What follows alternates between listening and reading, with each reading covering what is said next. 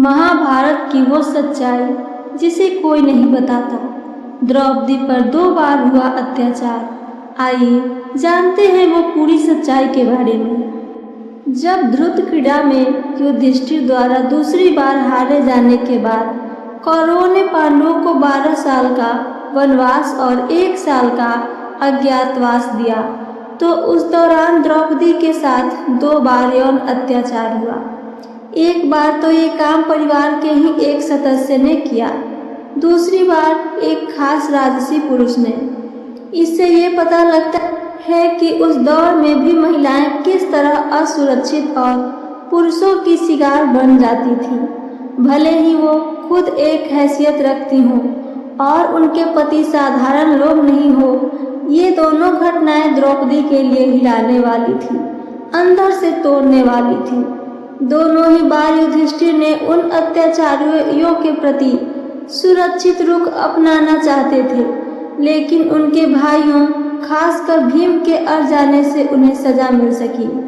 कब हुई पहली घटना? पहली घटना वनवास के शुरुआती वर्षों की है। इस घटना का जिक्र महाभारत के वन पर्व में दिया हुआ है। वनवास के शुरुआती वर्षों में कौरवों का बहनोई जयद्रथ पांडवों से मिलने उनके शिविर में गया। वहां कौरवों की एकलौती बहन दुशाला का पति था। द्रौपदी को अकेले पाकर उसने उसे रिझाने की कोशिश की। उसने द्रौपदी को प्रलोभन दिया कि उसका जीवन वन में मुश्किल जीवन बिताने के लिए नहीं है, वह उसके साथ महल में चले और रानी की तरह रहे। तो उसने जबरदस्ती उसे उठा लिया। जब द्रौपदी ने उसके प्रस्ताव को ठुकरा दिया और नाराज होते हुए उससे वहां से चले जाने के लिए कहा, तो जयद्रथ ने उसे अपने साथ बलपूर्वक ले जाने की कोशिश की।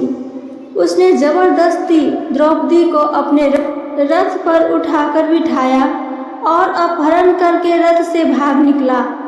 सिंधु नरेश जयद्रथ के साथ उसकी सेना की हल्की सी टुकड़ी थी। जब पांडव शिविर में पहुंचे, उन्होंने द्रौपदी को वहां नहीं पाया तो तलाश में निकले।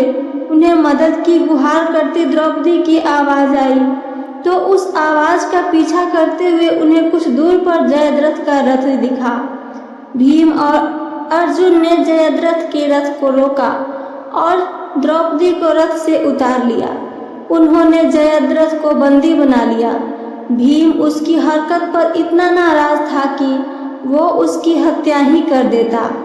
तब युधिष्ठिर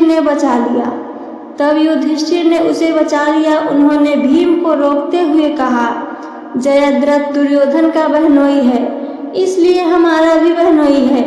इसे मारने से हमारे और कौरवों के बीच युद्ध छिड़ जाएगा। वनवास के दौरान हमें संयम बरतना चाहिए। तब भीम ने जयद्रथ को मारा तो नहीं, लेकिन उसके सिर के बालों को छीलकर गंजा बनाकर उसका अपमान जरूर किया। उसे इसी तरह जाने को कहा। उन्होंने जयद्रथ के बाल छीलकर 5 चूटियां बनाई, जिस तरह स्त्रियां चूटियां रखती हैं। ये जयद्रथ का बड़ा अपमान था। अपमानित जयद्रथ खून की घूंट पीता हुआ शिव की तपस्या करता है और शिव से वरदान पाकर पांडवों को हराने की योजना बनाता है। बाद में कुरुक्षेत्र युद्ध में वह अभिमन्यु के चक्रव्यूह में मारे जाने की वजह बनता है। आखिरकार अर्जुन द्वारा मारा जाता है। इससे जाहिर है कि तब संबंधी ही किस तरह अपने ही परिवार की स्त्रियों पर गलत निगाह डालते रहते थे। कब द्रौपदी के साथ हुई अत्याचार की दूसरी घटना? द्रौपदी पर दूसरा यौन अत्याचार वनवास के आखिरी साल में यानी अज्ञातवास में होता है, जबकि पांडव विराट राज्य में खुद को अज्ञात रखते हुए जीवन बिता रहे थे। यहाँ भी ऐसा लगता है कि तब के राजसी या अभिजात्य वर्ग के लोग अपने ही सेवकों, दासों और सेवा करने वालों पर गलत निगाह रखते थे और उनका शोषण करते थे। तब भी भीम ही द्रौपदी के काम आए थे।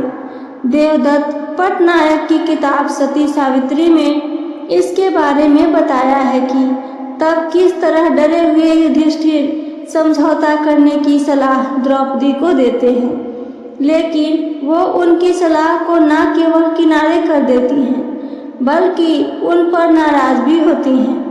तब वो भीम की ही मदद लेती हैं और वही द्रौपदी की मदद के लिए आगे आते हैं। वैसे ही भीम ही अकेले ऐसे पांडव थे जो कभी द्रौपदी की आंखों में आंसू नहीं देख पाते थे। न केवल उन्होंने पग पग पर द्रौपदी को सुरक्षित होने का एहसास दिया, बल्कि उसकी हर इच्छा को भी पूरी करने की पूरी कोशिश की थी। वह द्रौपदी दासी बनी हुई थी, तो दूसरे मामले में द्रौपदी विराट की महारानी की दासी बन गई। वह उनका श्रृंगार करती थी, लेकिन वह खुद बहुत सुंदर थी। एक दिन जब वह महारानी का श्रृंगार कर रही थी, तो महारानी का ताकतवर भाई कीचक वहां आ गया। कीचक न केवल बहुत ताकतवर था, बल्कि विराट देश की सेना के सेनापति था। उसकी ताकत से विराट महाराजा भी डरते थे। तब युधिष्ठिर ने चुपचाप सहने को कहा। वह द्रौपदी को देखते ही उस पर रिझ गया।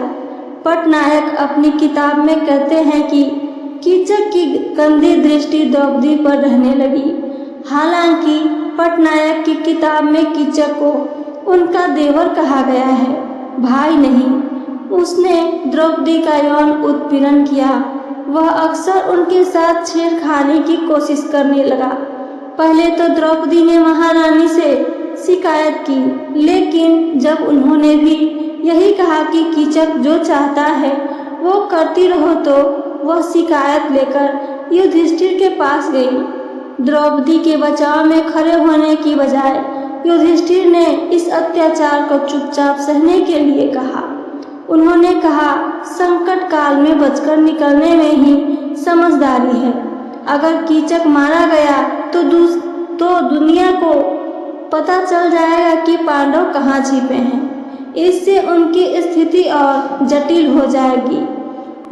अर्जुन भी अपने भाई से सहमत थे। भीम ने अत्याचारी की हत्या कर दी। तब द्रौपदी के काम भी भीम आए। निराश द्रौपदी ने जब अपनी दुख गाथा भीम को बताई, तो भीम ने कीचक को मारने का प्रण लिया। तब युधिष्ठिर इस बात से भीम से चिढ़ भी गए। बाद में भीम ने द्रौपदी से कहकर धोखे से कीचक को रात में एक सन्नाटे वाली जगह पर बुलाया और वहां उसकी हत्या कर दी। इससे जाहिर होता है उस समय ऊंची स्थिति वाली स्त्रियां भी कितनी लाचार हो जाती थीं।